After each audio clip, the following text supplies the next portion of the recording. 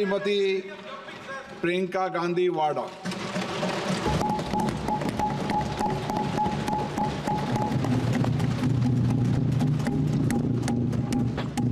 नमस्कार। माननीय अध्यक्ष महोदय जी, आज आपने मुझे इस सभा में बोलने का मौका दिया, इसके लिए मैं आपकी बहुत बहुत आभारी हूँ।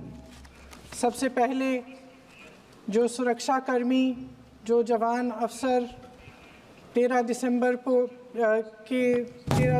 को संसद की सुरक्षा के लिए शहीद हुए, उनके प्रति मैं श्रद्धांजलि व्यक्त करना चाहती हूँ। महोदय, हजारों साल पुरानी हमारी देश की, धर्म की एक पुरानी परंपरा रही है। ये परंपरा संवाद, चर्चा की रही है। एक गौरवशाली परंपरा है जो दर्शन ग्रंथों में, वेदों में, उपनिषदों में दिखती है। वाद विवाद और संवाद की हमारी पुरानी संस्कृति है। अलग अलग धर्मों में भी, इस्लाम में, सूफियों में, बौद्ध धर्म में, जैन धर्म में, सिख धर्म में भी ये वाद संवाद, ये चर्चा, बहस, इसकी संस्कृति रही है। इसी परंपरा से उभरा हमारा स्वतंत्रता संग्राम। हमारा स्वतंत्रता संग्राम विश्व में एक अनोखा संग्राम था, एक अनोखी लड़ाई थी जो अहिंसा और सत्य पर आधारित थी। ये वाद संवाद की जो परंपरा है, इसको इस संग्राम ने आगे कैसे बढ़ाया? क्योंकि ये जो संग्राम था, ये जो लड़ाई थी हमारी आज़ादी के लिए, एक बेहद लोकतांत्रिक लड़ाई थी। इसमें देश के किसान, देश के जवान, देश के मजदूर, देश के अधिवक्ता, देश के बुद्धिजीवी, चाहे किसी भी जाति के हों, चाहे किसी भी धर्म के हों, चाहे किसी भी भाषा को बोलते हों, सब इस स्वतंत्रता संग्राम में शामिल हुए। सब ने हमारे देश की आज़ादी की लड़ाई लड़ी।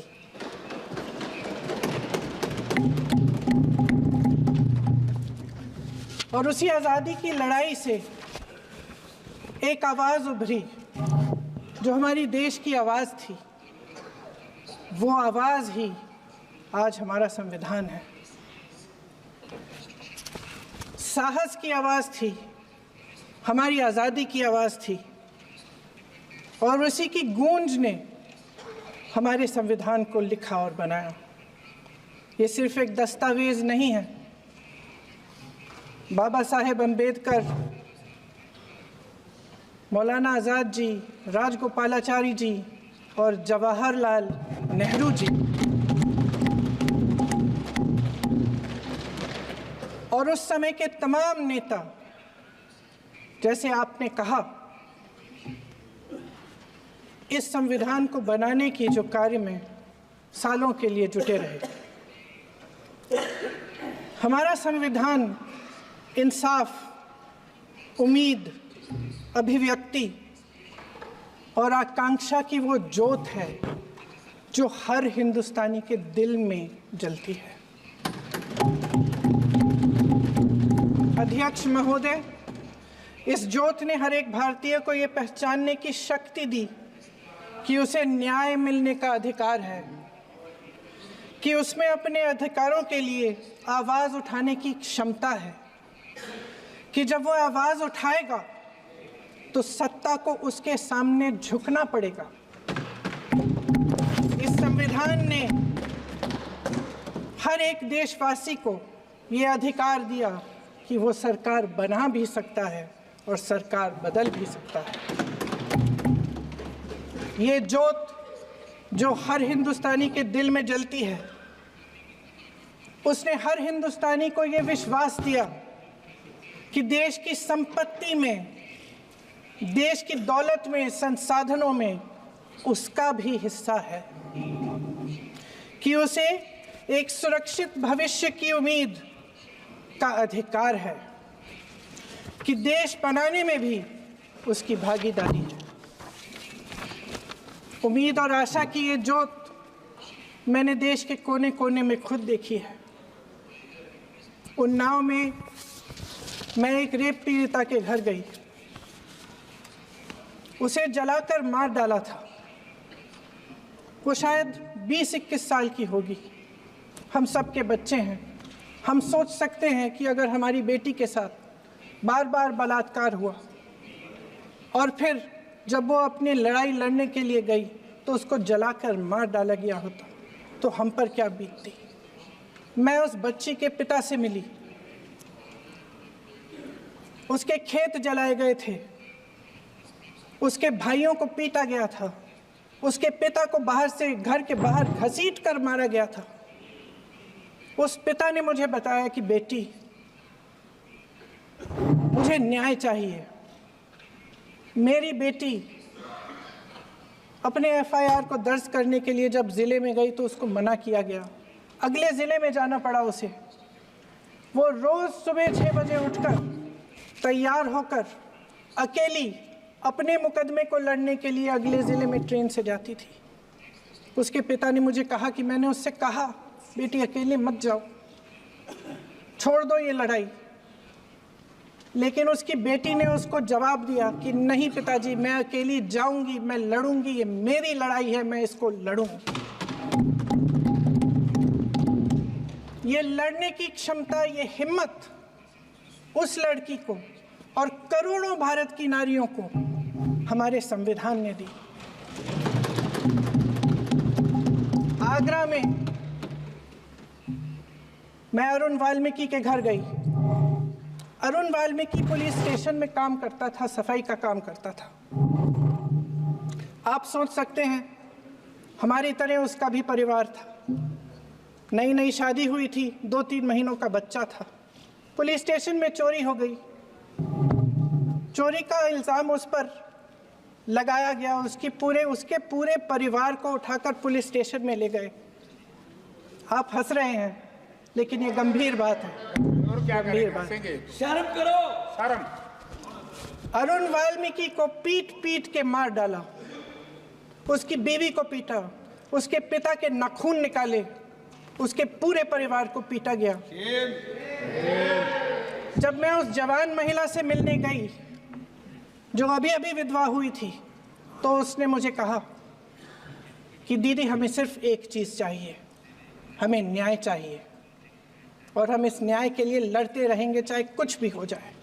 ये हिम्मत उस महिला को हमारे संविधान ने दी।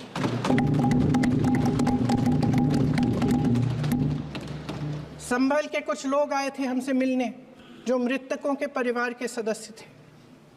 उसमें 2 बच्चे थे, अदनान और उजैर। अब सुनिए। उसमें 2 बच्चे थे, अदनान और उजैर। एक बच्चा मेरे बच्चे की उम्र का है, दूसरा उससे छोटा 17 साल का है। दर्जी के बेटे थे। दर्जी का एक ही सपना था कि वो अपने बेटों को पढ़ाएगा, लिखाएगा। एक बेटा डॉक्टर बनेगा, एक बेटा भी सफल होगा दूसरा बेटा भी अपने जीवन में सफल होगा। उनके पिताजी हर रोज़ उनको स्कूल छोड़ते थे। उस दिन भी स्कूल छोड़ने के बाद अपनी दुकान में चले गए। उन्हें पता नहीं था कि विवाद हो रहा है। उन्होंने भीड़ देखी, घर आने की कोशिश की तो पुलिस ने गोली से मार डाला। वो 17 साल का बच्चा अदनान मुझसे कहता है, वो 17 साल का बच्चा अदनान मुझसे कहता है कि मैं बड़ा होकर डॉक्टर बन के दिखाऊंगा, मैं अपने पिता का सपना साकार करूंगा। ये सपना, ये आशा उसके दिल में हमारे संविधान ने डाली। अध्यक्ष महोदय, हमारे देश के करोड़ों देशवासियों के संघर्ष में, अपने अधिकारों की पहचान में, इनकी कठिन से कठिन परिस्थितियों से लड़ने की अपार हिम्मत में और देश से न्याय की अपेक्षा में हमारे संविधान की ज्योत जल रही है। मैंने हमारे संविधान की ज्योत को जलते हुए देखा है और इसके साथ साथ ये भी समझा है कि हमारा संविधान एक सुरक्षा कवच है। एक ऐसा सुरक्षा कवच है जो देशवासियों को सुरक्षित रखता है, न्याय का कवच है, एकता का कवच है और अभिव्यक्ति की आज़ादी का कवच है। दुख की बात यह है कि मेरे सत्ता पक्ष के साथी जो बहुत बड़ी बड़ी बातें करते हैं, इन्होंने इन 10 सालों में ये सुरक्षा कवच, सत्ता पक्ष के मेरे साथियों ने ये सुरक्षा कवच तोड़ने का पूरा प्रयास किया है। संविधान में सामाजिक, आर्थिक और राजनीतिक न्याय का वादा है। ये वादा एक सुरक्षा कवच है जिसको तोड़ने का काम शुरू हो चुका है। लैटरल एंट्री और निजीकरण के जरिए ये सरकार आरक्षण को कमजोर करने का काम कर रही है।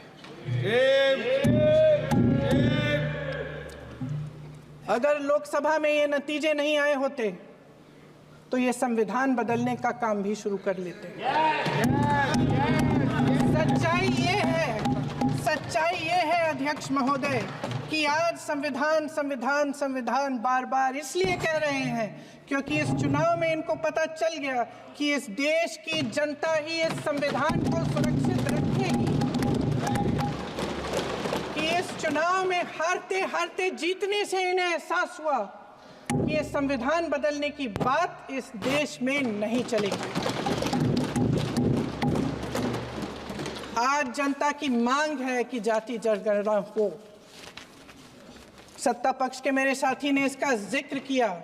ये जिक्र भी आज इसलिए हो रहा है क्योंकि चुनाव में ये नतीजे आए।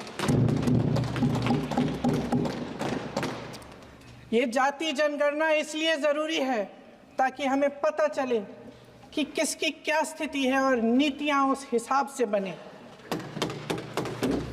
इनकी गंभीरता का प्रमाण ये है कि जब चुनाव में पूरे विपक्ष ने जोरदार आवाज उठाई कि ये जाति जनगणना होनी चाहिए, तो इनका जवाब देखिए।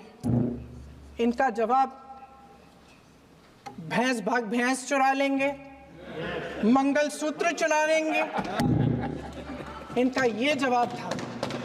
ये गंभीरता है इनकी जाति जनगणना पर।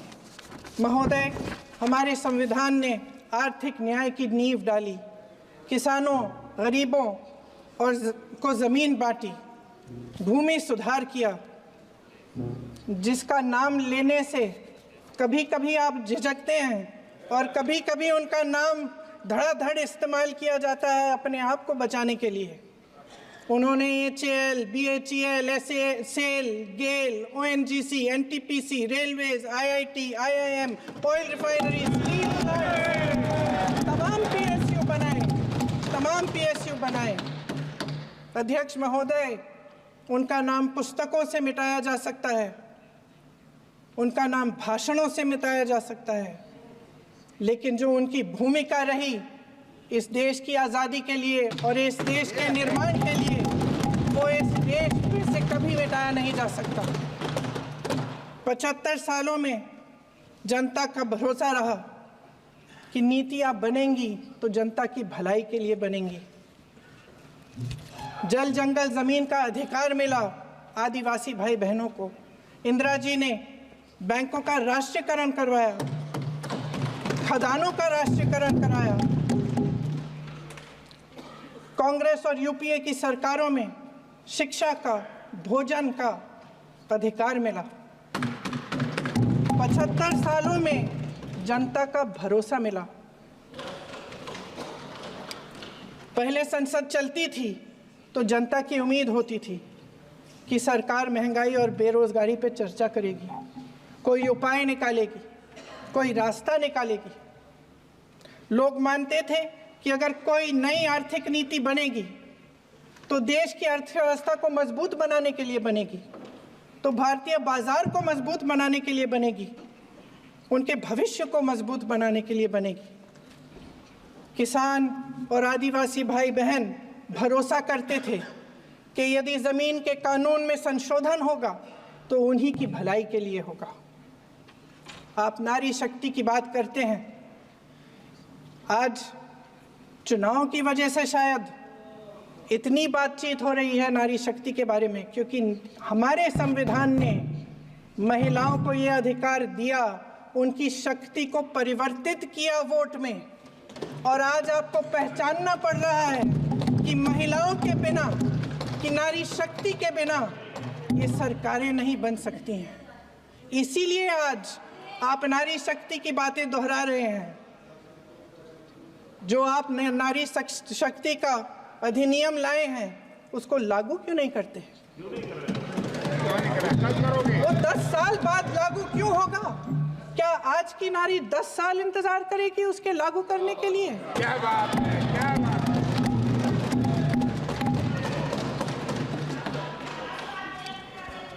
आज संसद में बैठे हुए सत्ता पक्ष के मेरे साथी ज्यादा से ज्यादा अतीत की बातें करते हैं।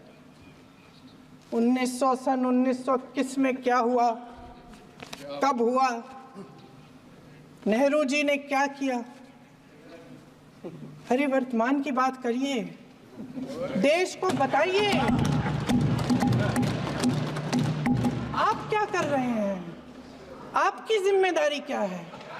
कि सारी जिम्मेदारी जवाहरलाल नेहरू की है। अध्यक्ष महोदय जी, ये सरकार आर्थिक न्याय का सुरक्षा कवच तोड़ रही है।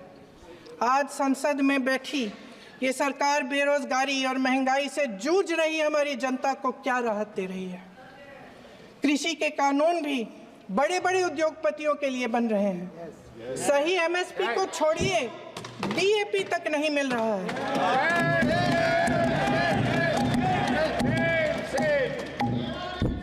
वायनाड से लेकर ललितपुर तक इस देश का किसान रो रहा है। आपदा आती है तो उसको कोई राहत नहीं मिलती। भगवान भरोसे है आज इस देश का किसान, उसको छोड़ दिया गया है। आज हिमाचल में देखिए, जितने भी कानून बने हैं वो सब बड़े बड़े उद्योगपतियों के लिए बन रहे हैं। हिमाचल में जो सेब उगता था उसके जो छोटे छोटे किसान हैं वह रो रहे हैं, क्योंकि एक व्यक्ति के लिए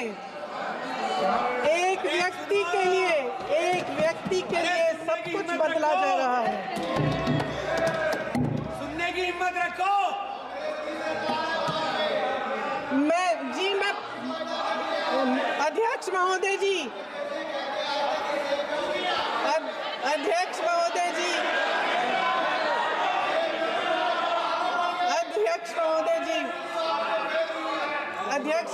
जी, सारे कोल्ड स्टोरेज प्रदेश की सरकार ने नहीं दिए, कोल्ड स्टोरेज आपकी सरकार ने दिए।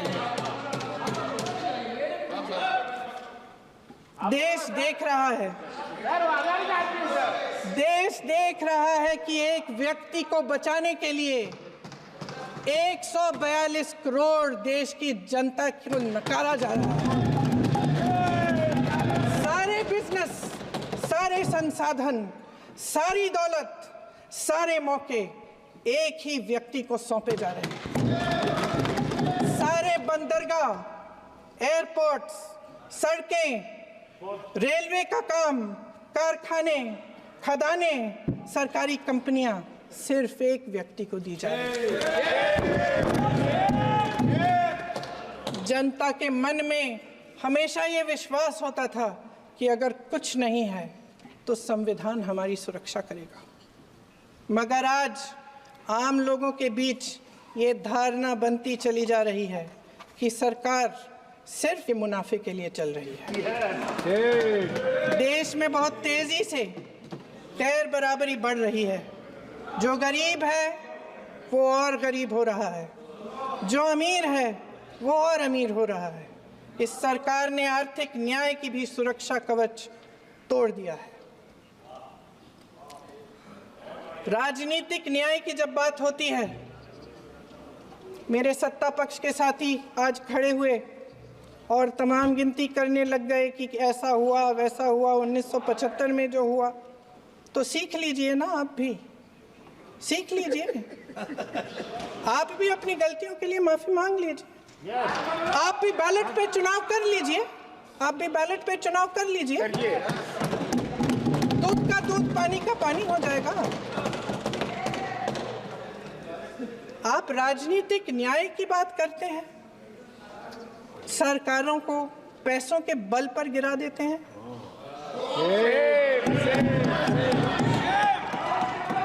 मेरा आग्रह है कि अपन संविधान में सकारात्मक बोले।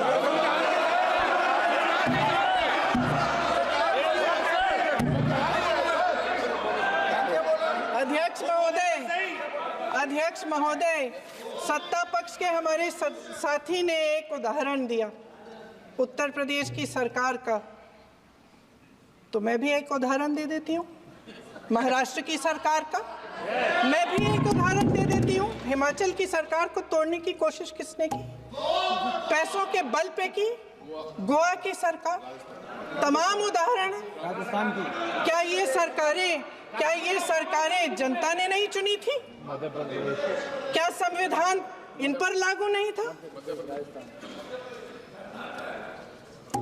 पूरी देश की जनता जानती है कि इनका, हंसती है, जानती है कि इनके यहाँ तो वॉशिंग मशीन है।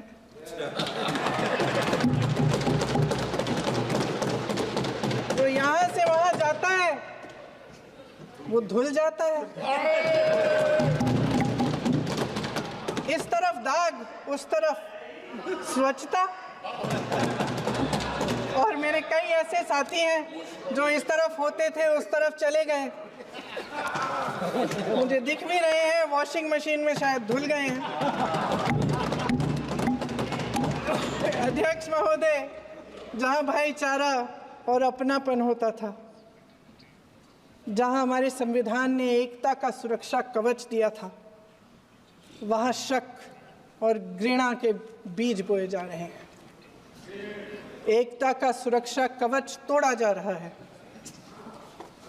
प्रधानमंत्री जी यहाँ सदन में संविधान की किताब को यूं माथे से लगाते हैं, लेकिन संभल में, हाथरस में, मणिपुर में जब न्याय की गुहार आती है, उठती है, तो उनके माथे पे शिकन तक नहीं आता।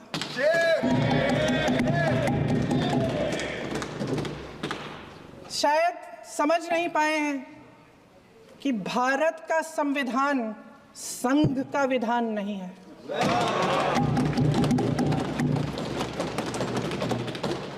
भारत के संविधान ने हमें एकता दी, हमें आपसी प्रेम दिया। उस मोहब्बत की दुकान जिस पर आपको हंसी आती है, उसके साथ करोड़ों देशवासी चले। करोड़ों देशवासियों के दिल में एक दूसरे के लिए प्रेम है, घृणा नहीं है।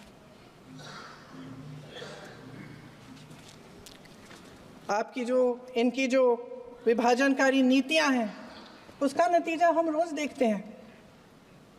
राजनीतिक फायदे के लिए संविधान को छोड़िए, देश की एकता को भी ये रख नहीं सकते, इसकी सुरक्षा नहीं कर सकते। हमने संभल में देखा, मणिपुर में देखा।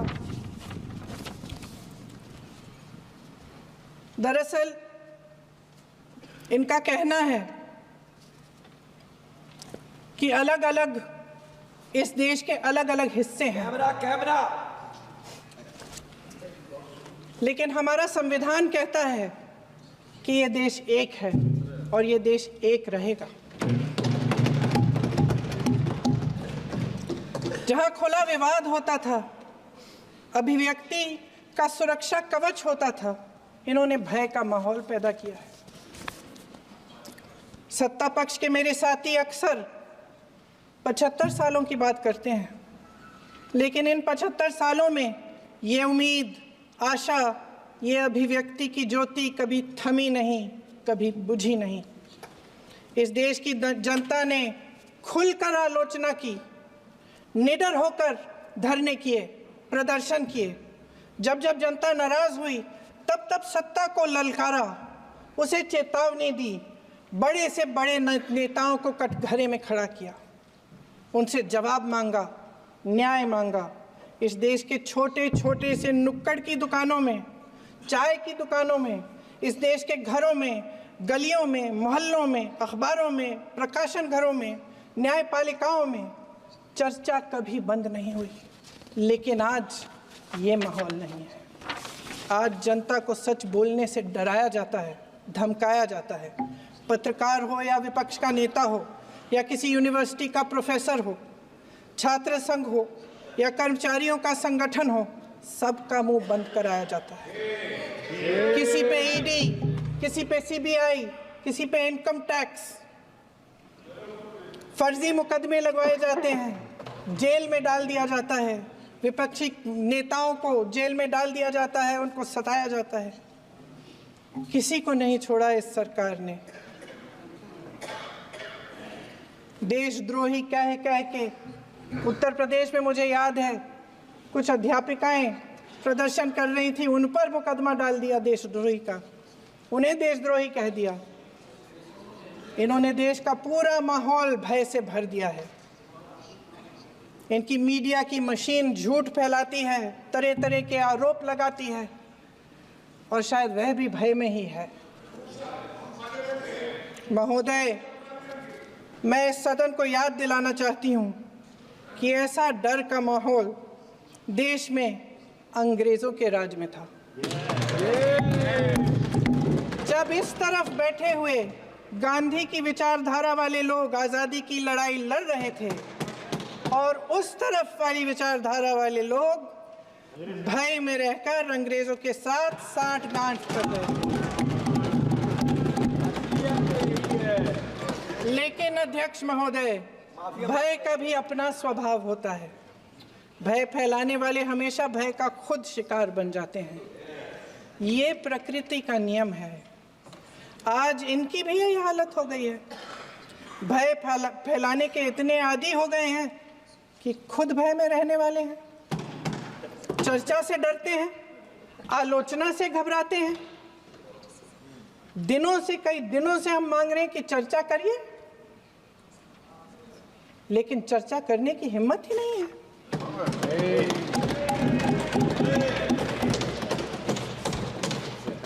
एक कहानी होती थी अध्यक्ष महोदय, शायद बचपन में आपने भी सुनी होगी।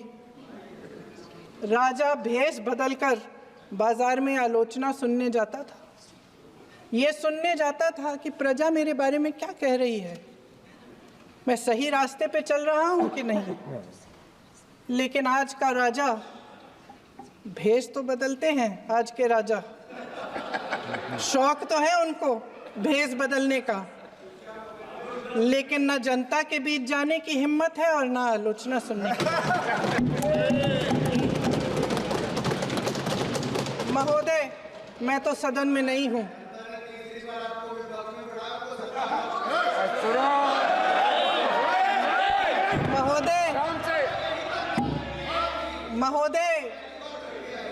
महोदय, जनता में बहुत विवेक है, ये सही है।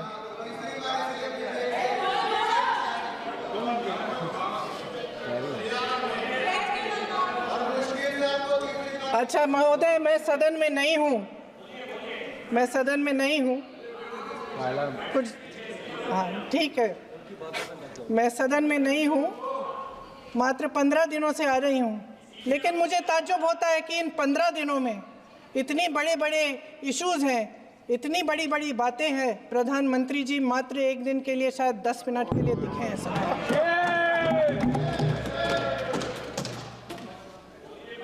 बात यह है अध्यक्ष महोदय जी कि ये देश भय से नहीं, साहस और संघर्ष से बना है। इसको बनाने वाले देश के किसान, जवान, देश के करोड़ों मजदूर और गरीब जनता है। संविधान इनको साहस देता है। मेहनती मिडिल क्लास है। और इस देश के जो करोड़ों देशवासी हैं, जो रोजाना भयंकर परिस्थितियों का सामना करते हैं, उनको साहस देता है। वायनाड में जो आपदा आई, उसमें एक छोटा लड़का था 17 साल का। 6 घंटों के लिए उसने अपनी माँ को बचाने की कोशिश की। 6 घंटों के लिए आप सोच सकते हैं कि अगर नदी की धारा बह रही है, नाराज है, आप अपनी माँ को पकड़े हो, 6 घंटों के लिए पकड़े रखते हो कि मेरी माँ बच जाएगी, और अंत में वो माँ भी बह जाती है। उस लड़के का साहस, उन महिलाओं का साहस जो पीड़ित हैं लेकिन फिर भी अपनी लड़ाई लड़ रहे हैं, उन संभल के बच्चों का साहस जिनके पिताजी अभी अभी गुजर गए लेकिन फिर भी उनके सपनों को साकार करने की हिम्मत है, उनका साहस है, वो साहस इस संविधान ने दिया है।